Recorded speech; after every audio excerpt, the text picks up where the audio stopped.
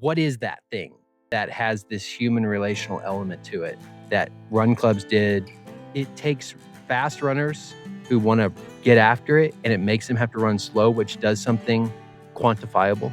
And then it takes that slower runner and it allows them to do something much faster than they should be able to do. Somehow that relational component does this. It's a fascinating thing. Hey there, and welcome to Through Their Stride, a podcast where I tell the stories of the Texas Hill Country runners and run the routes that they know best. This podcast is more than about pace and mileage. It's about telling the stories about the runners you pass on the sidewalk on your daily commute. The ones who show up rain or shine, or in hot days like this. Each episode, I'll join a local runner on one of their favorite routes and hear the story of the why behind their run. This is Through Their Stride. I'm Sam Sutton. Let's get into it. Look at this. Awesome. Well, we got golden Fancy hour. So welcome to episode 3 of Through Their Stride. I'm Sam Sutton, and I'm joined by Cody Carnett. Thank you for having me. Yeah, and you are the pastor of Trinity Church. Is that That's correct? Yes. And so we were talking on the run, and I wish I could have all that recording. Sure. Because it was so good. Yeah, it's great. Talk to me a little bit about what you do here in town and how you started running. I guess that's 2 questions in one. So we'll start. I'm a pastor here in town, 4 kids, pastoring teenagers. Been here for 21 years. Yeah, so just came here like a lot of college kids do, worked Main Street, did that kind of thing, and attended church. And anyway, there's a lot of story that could go in there. In terms of running, always been an athlete in sense of played soccer starting at 5 or 6. We have a small 4-legged athlete to join us. 4-legged athlete. And, basketball, swam, did all that growing up. It wasn't until high school before I ran like a 5K, and I don't remember the time, but I just thought that's interesting. I really enjoyed that. Yeah. And then I ran one in college and thought, oh, that's interesting. That's fun. And I remember, here's a little bit. I've always been fascinated by going long. Okay. So when I turned 20, I told a bunch of college friends of mine, I'm like, I'm going 20 miles for my birthday today. 20 for 20. 20 for 20. And I have no clue what my mileage volume was. It probably wasn't more than like 25 miles a week, And I remember like setting some water out on a loop. 2 friends started with me by mile like 5, one was gone. And by like mile 12, one of my friends said, I can't go anymore. And he was still pitch black dark. We started like 4 a.m. in the morning. And I just remember when I get looped back around, I hope he's still alive. Oh, no. I hope he's still there. And what year was this? 2020. So this has been 19. This has been 2003. Yeah. So we were talking earlier. We didn't know anything about fueling. Yeah, I didn't know anything about fueling water. I cramped like crazy. Afterward, I could barely walk with my calves. Yeah. And I wondered why. Now I have a little bit of a better idea. Yeah. Yeah. So I've always been big into running. Moved to Fredericksburg, more 5Ks, half marathons, got into more of that stuff. And then that long desire came back a couple of years ago. A friend of mine started getting into ultras. I started reading about ultras, and now that's kind of what my focus is just kind of seeing how fast can I go for a very long time. Yeah. And you ran a 100K, was that correct? Yeah, January ran 100K, so that's 62 miles. And which one was that? And tell us a little bit about that. Bandera 100K. It happens down at the Hill Country State Natural Area. I think it's called down in Bandera. It got changed. The week of the race, it got moved to Rock Springs, which is a very different course. Yeah. I had grand aspirations, but ultras are all about problem solving. And at mile 7, I got a really bad problem, which is I rolled an ankle super bad. And then mile 12, I rolled that same ankle again. And so it just became about, okay, I trained for 6 months for this thing, so we're going to finish it. Now it's just a question of how. Yeah. And we were able to make it work. So yeah, that went well. It made me hungry for round 2, so I'm gonna try to get into it. Okay. And I hope to run a 50K in December and prep for that. There'll be some other stuff happening and prep for that, but the main A goal is out in January. Awesome. And then you mentioned you were a soccer player. Yeah. And the person I had on my first episode was Caleb Dale. Yeah. He's also a soccer player. Way better, but yes, soccer player.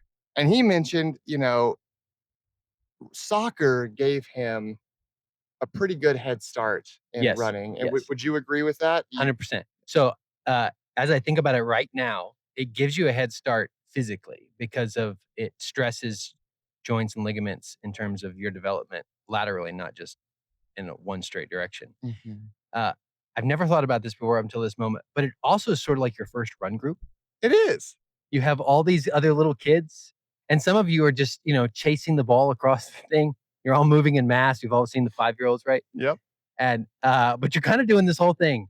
And as it gets more involved, but you're running, for once you get way up there, 60 to 90 minutes at a time Mhm.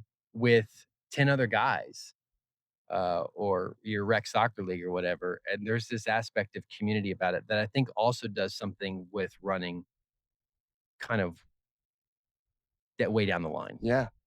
Yeah, it's, pretty interesting just, like, soccer specifically, but how other sports like basketball, soccer, you know, really do help you in that mindset of Yeah, running because and physically because it does build those side muscles. yeah, And I played football in high school yeah. and I was 76 pounds and had no business on the football field, but hey, I did it anyway. And I do feel like it did give me a little bit of a leg up Oh, yeah. as far as running. So Yeah, there's we spoke a little bit about this on the run, but there's something that is very unmeasurable in running, and that is the human element, the relational element that heart rate, VO2 maxes, stride length, repetitions, all yes, that stuff can't quite measure. no, And when they say your heart rate is X, and yet you're out there wherever it might be at some athletic thing, and your friend's going a little faster to try to score the goal, do the touchdown, point, whatever, you tend to push, and scientifically, you're not supposed to be able to do some of that. no, Uh, so I think sports as a whole, but running also, it does it does something between this confluence of this unbelievable thing called the human body and science that's very fascinating to me. yeah. And let's actually dig a little bit into that. We were talking about on our running, how run groups kind of jumped into the atmosphere Yeah, pretty heavily in 2020. COVID.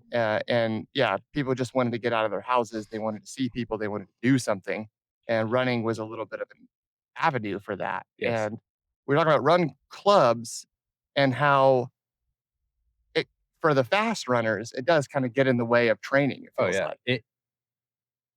I trained for my first 50K to tell my coach, who I was paying good money for, on Thursdays at 5:30 and Saturday mornings at 5:30, I'm going to run with some other people. And for him not to know what that pace was going to be, how long we were going to be.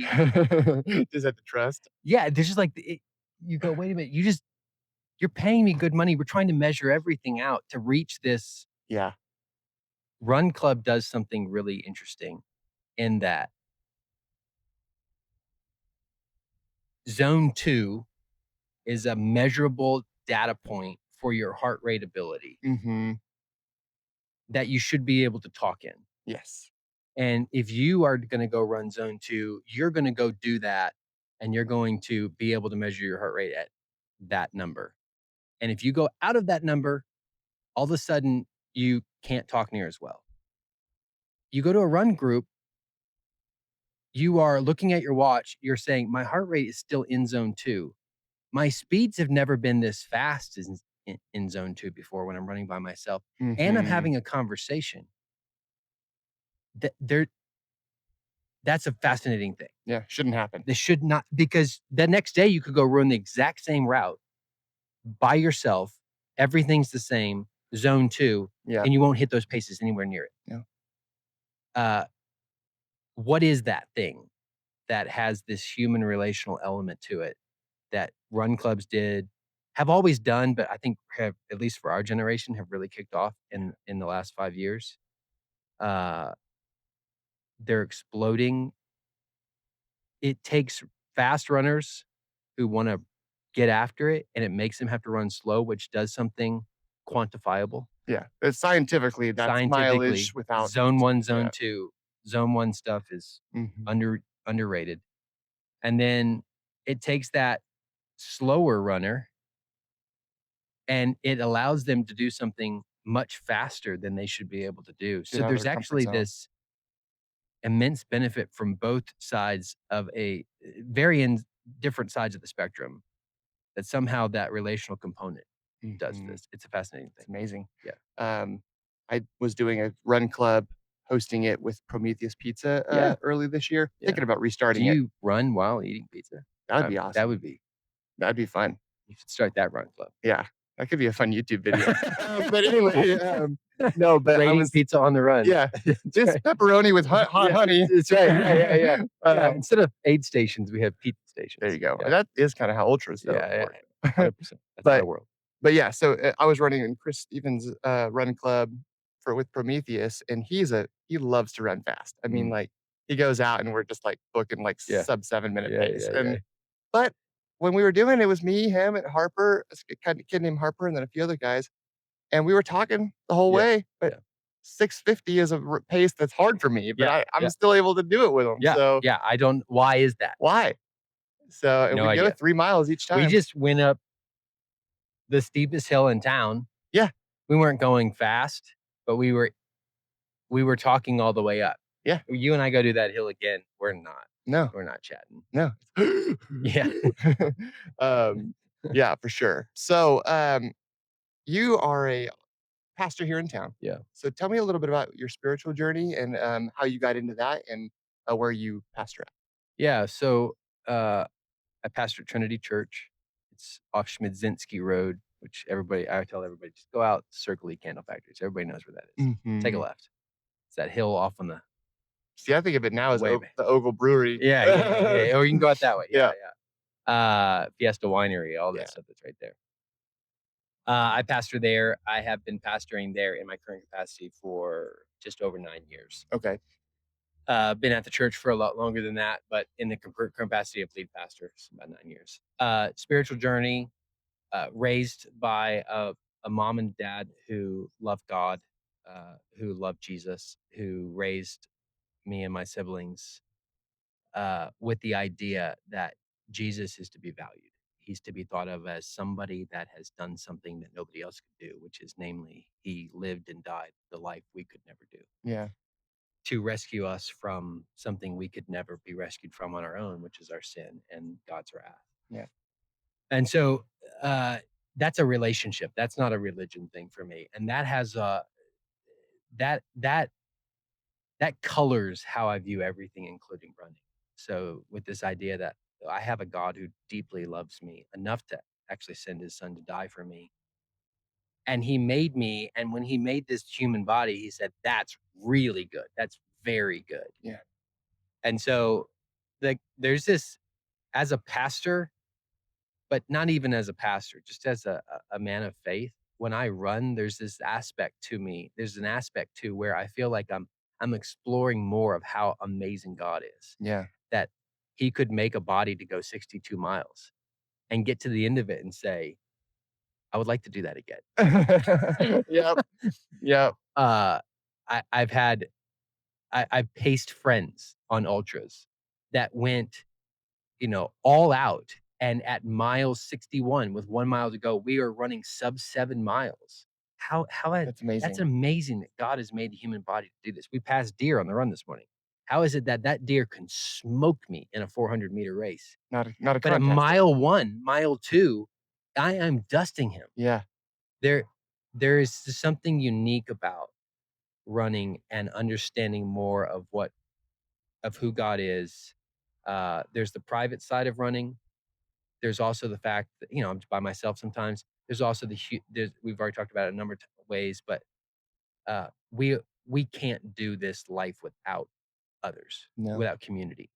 And running does something. And that doesn't mean everybody likes to run. And so they have their community in other places, and that's great. But Mhm. there's something about a strength through community that comes from a gift, something from God like running. Yeah, That's just one way yeah, that I find immensely helpful. I told you on the run, if I'm not running on a regular basis, my wife will kind of be like, all right, we got to get back to running yeah. because you're not as good of a Christian, a husband, a father. You do better when you have that outlet. Yeah, And it's not it's more than an endorphin thing. There's just something uniquely I don't know, you have to be a runner, I guess, Yeah. to No, recognize but that I this is don't your podcast, this is a yeah. runner. We're all runners, I But guess. I mean, I don't think you even have to just do running. I did for the past couple of years, I'd been doing CrossFit, Yeah, shout out CrossFit yeah, Hugalon. Did yeah, that for yeah. I think that's so I got into CrossFit 2009, Uh-huh. That's the hard the times. OG. Yeah. Yeah, I mean, they weren't even off the ranch yet. So if you're a Yeah. CrossFitter, you know what that means. But that's why I exploded, is you weren't going to Gold's Gym to do your curls. No. You were going to a facility where you were going to do something with other people, and it just so happened to be working out. Yeah. Yeah, and we would do some WODs, some workouts of the Yeah, day, yeah, where it'd be like an 18-minute AMRAP yeah, of like 12 power right. cleans, burpees over bar, box step ups, and then a run. And you had to do that as many times as possible. And I'm looking at that AMRAP, and I can't do I'm that. not doing that. Yeah. I can't, will not be able to. But then once you start doing it and you see everyone else is doing it with you and the music's bumping and you're all together, Yep. you're like, man, I'm doing this. Yep. And not only am I doing this, I'm kicking its butt. Yeah, yeah, Of course, you're sore as heck the next yeah. day. But Yeah, I yeah. mean, like, it's, That's another thing. yeah, but the That's why community, ice bath took off. yeah. And I got one of those. Yeah, that's right. But yeah, so it's like you said, it's not quantifiable. And I think we were talking about like, it's something that science can't quantify. Yeah, And I think there's, like you said, an art to running, there's an art to working out. yeah, And I think it's like a science for meets art, meets spirituality in yeah, those yeah, yeah, moments. yeah. There is that's what fascinates me about running is, I love the science of it. I am I listen to some really and read some really nerdy stuff, Mhm. and I find it very fascinating, and a lot of it's over my head, so I keep reading till I start to figure it out, Yeah. and lab and the study of lab, the human body in the lab and how we've never measured more than we are measuring Yeah.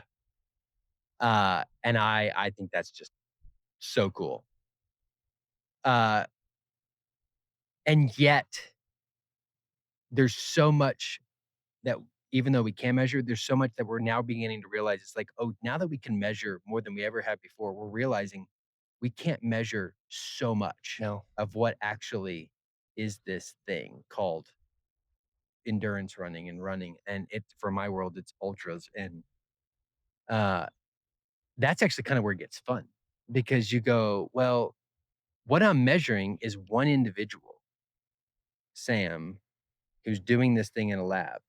But that doesn't mean that that's going to work for Cody. Mhm. He's got a different size heart, his lungs, the length of his limbs, everything's different.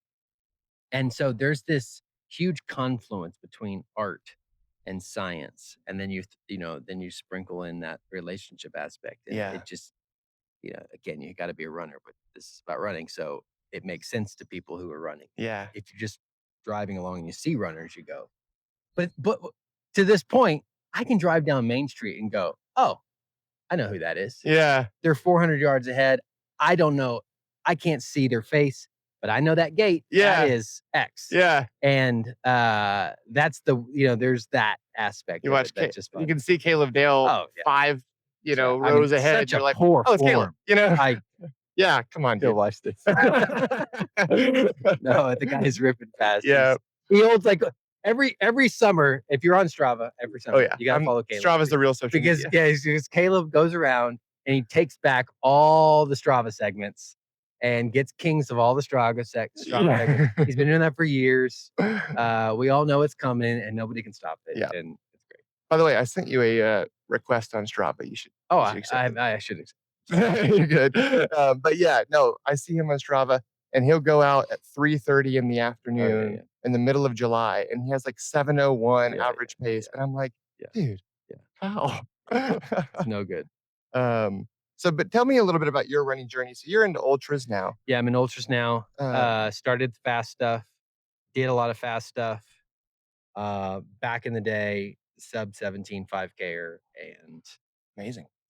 if I never, it's funny, I run ultras now, but I've never run, um, I've never run a marathon. Really? Yeah, I've run the distance, but I've Mhm. never raced a Like a road marathon. specific Yeah, race.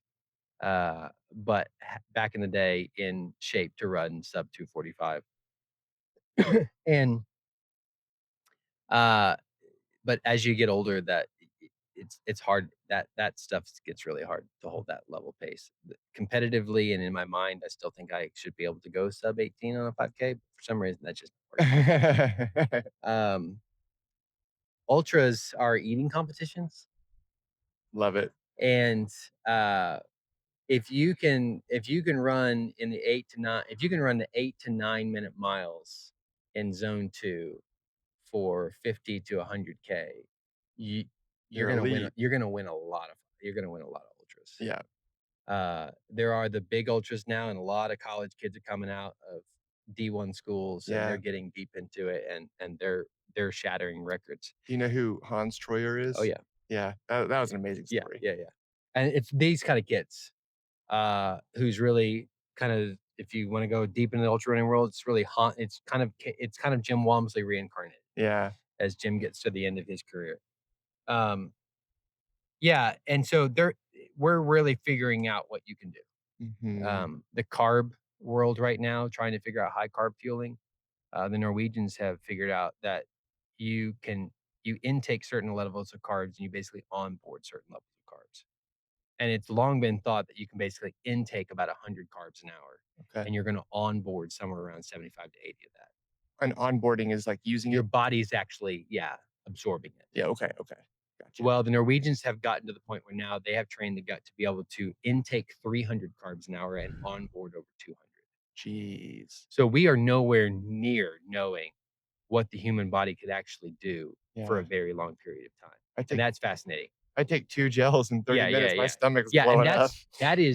that's intaking about 50 to 60 carbs. Yeah, Who knows what you're actually onboarding? yeah, So, yeah, I'm deep into the ultra side of things. I have the 100. I'm gonna do the Bandera 100K again this January and go after that. Uh, I have, uh, life and family doesn't that's the one downside to ultras yes. is, the everyone wants to know, how do you train for 100K? How do you train for 62 miles? And the thing is you basically train for like a marathon. Yeah, it's a full-time job. So it's a lot of work. You need to peak in the 60-mile range. There are guys who do it in far less, and there are guys who do it far more, but you need to peak in the 60-mile range, and that's a lot of time. The Mhm. main problem with ultras is, what you don't do in marathons that you do have to do in ultras is you do big back to backs, big Mm, double days. yeah, So double threshold yeah, stuff. not the speed stuff, it's more deep, long run. So, for Oh, instance, Friday like, we'll peak in December. Friday morning, I'll run 20 miles, and Saturday morning, I'll run another 20 miles. goodness. So you have to you s I'm getting 40 miles in 24 hours with recovery period in between. And once you can get to that level, well, now you can go 62. Because the grand secret about ultras is your body gets to the point where you can't hurt any worse. Okay, now I wanna quantify this. That doesn't mean I'm in, acute pain. I'm Yeah, not injured, no. but the throb level gets to The the point throb level. where it can't throb anymore. Yeah, And at that point, and your body, when you get there, because then at that point, it's like, well, it doesn't really matter if I go faster or slower. yeah, I'm not gonna hurt any worse it's or gonna any feel the less. same. So I might as well just get after it. And as long as I can still keep taking fuel in, well, let's just have ourselves a day and see what Yeah, happens. And that is why I do ultras. that's Is there's a amazing. mental aspect to it where I just like, okay, can I get to that throb point? Yeah, And because you got to get there safely. You got to mhm, do it with right fuel. You got to do it knowing your paces. You can't, they call it burn too many matches. You can't get too deep into your heart rate zones. You'll flood the system out. yeah, But if you can get to that thing, which tends to be somewhere around mile 35 to 40, um, well, it doesn't really matter there if you're going to go 8.5, so you're going to go 11.5. It's going to hurt the mhm. same. So you just get after it. Yeah, that's crazy, and So that's the journey. it's so different from, like, I run marathons, which is 26 miles, and I can't relate to that because, like, Right. But I will tell you that if you were to go run a 100K on the trail, I bet you don't hurt any worse the next day than you did Yeah, the likely maybe marathon. not. Yeah. The pounding of the body on the road, that's the one huge downside. I'll beef here a little bit Yeah. about Fredericksburg is no trails. Why We is we're that? sitting we're sitting at the only one, Yeah, and Cross Mountain less than half mile and long Enchanted type Rock, but thing. you gotta pay for Yeah, that. and you gotta pay out there for that one. Um, yeah, I've been working hard for a lot of years and continuing to work hard with some of the stuff in the community with with the, parks department and stuff like that, trying to figure out, can we do something about that? Yeah, Because there's a pounding on the body that the road marathon does that, the trail just never hits like that. yeah. Do you know who Leanne Rominger Oh, is? yeah. She always talks about that, and she runs some Probably the roads, fastest lady in town. yeah, she's incredible. I did this type of podcast, a couple of years ago, and the sound Had her? quality was terrible, Yeah. but I'm trying to restart it, and I may Sure. have her on again, but she's, uh, incredibly fast trail and road, Yep. but she always says, like, if she could have a trail over a road, she'll always take a trail Yep. over a road, Yep.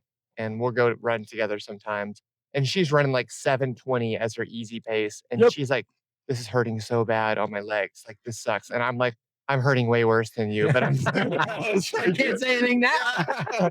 But, yeah, she's like, that's something that I've been interested in trying is trails because 'cause I've Yep. never done it It's before. hard to get into it around here. You do funny things like running off the side of the road. Yeah. You come to Cross Mountain. Sometimes you go out to Enchanted Rock. Used to be, and maybe they're still doing it, but the mountain biking trails off here off Crabapple, they would Oh, allow on some days runners to be out there. And then you have the, what is it, like 0.76 mile loop that's out at Lady Bird or whatever. yeah. Um, I've been out, that yeah, stinks. yeah. Yeah. I would say, I do feel like if you're an ultra runner that can get out that runs in Fredericksburg, you have a mental edge on everybody else because Yeah, the best you can do is basically 3/4 mile loops, yeah, and it just builds mental strength, I suppose. So there's something there, but who yeah. knows? Well, unfortunately, I gotta start cutting this short because of Thank you. work, but I got 2 more questions for you. Yeah. Um, 1, why did you choose the trail we ran today? The route. We didn't finish going up Cross Mountain. Mhm. We used to have something in the run club called Tour de Hills, Yep. and we hit the 3 highest peaks in the community. This is 2 of them, and then we would go over off Windcrest, and that was a 9-mile loop. Uh, as an ultra guy, you gotta get hills, and these are the 2 best ones. So, I've run this route more times than I care to admit, and, I also think it's got some of the best views of the town, so Yeah, it's it really lovely. does. Yeah. Um, and my second one is for runners just getting into running, Yep. and who, they feel a little awkward when they start, Yep. it feels bad, but they really wanna start doing this more. What is the one piece of advice that you would give them? Um, I don't read any metrics. Just find somebody else who likes to run. Doesn't matter if you think you're fast, because they are going to be fast comparatively, and just ask, "Could I run with you on a 1 or 2 days a week?" And then go run with them. And, don't worry about how fast you're going. Don't get a watch. Don't do it on your Apple phone. Um, Go to some place that you enjoy that's pretty. Get a Timex. Yeah, yeah, get the old fashioned Timex. Yeah. And you don't even have to do that, and just go and run, enjoy it for what it is. You'll get more into it as you go. I now in my 40s, I value things like stretching and mobility way more than I ever have, and I think that that's undervalued and you should do that after you run. So if you want that as your second one, go do that. But Mhm. then there's just, you can go to ChatGPT now. I mean, honestly, and say, "I'm a brand new runner, never ran. I'm 5'8", 100 and whatever pounds. Give me a plan I or have no something. athletic background. I had chips for dinner Yep, and 2 sodas and half a beer. What should I do for my running plan?" and it will throw And it at it'll you. spit out, and it's not bad. No, I've And so it's never been easier, yeah, or shall I say, there's never been less excuses now for if yeah, somebody wants to get after it. just for And then you can kicks. just get into it. You start meeting people, you'll go down shoe rabbit trails. Yeah, You'll figure out gear rabbit trails. You'll sign up for your first 5K and wonder how in the world did I miss the fact that there's something in our community that people do at 400 or 500 people large, Yep. and just, we'll go from there. Just for kicks, I used Chat GPT to give me a few weeks of a plan to break 40 break 47 minutes in the 10K. Yeah, yeah. And I followed it, and then I went and ran the 10K. I was by myself. I Did you wasn't break it? I ran 45:32 or something like that. Nice. And I was Yeah. like, it There you go. works. It's free coach, free Yeah, coach. free coach. Not that I don't love coaching. I Yeah, haven't yeah, coached yeah. myself and shut Oh, up. and I will say, let's add this tip. Yeah. If you've run for a while Yes. and you wanna get fast, go get a coach. Yeah, I have to. Uh, there's so much data out there, but the individualization of somebody being able to just know you and how to help you get faster. Uh, Caleb would say this, any lady guy would say, if you really wanna get after it and you're more than just a recreational runner and you're thinking about really trying to get after it, go get a coach. Yeah, And pay for it. for And you're sure. gonna have to pay, $120 a month or something. Yeah, Uh, but the value is immense. incredible. Yeah. Yeah. All right. Well, Thank you, cool. sir. Thank you so much. Appreciate it. Let's do it again. Yeah, definitely. Whew. Thanks for joining me on this run through the Texas Hill Country. Keep showing up, keep listening, keep following along, because every runner has a story to tell.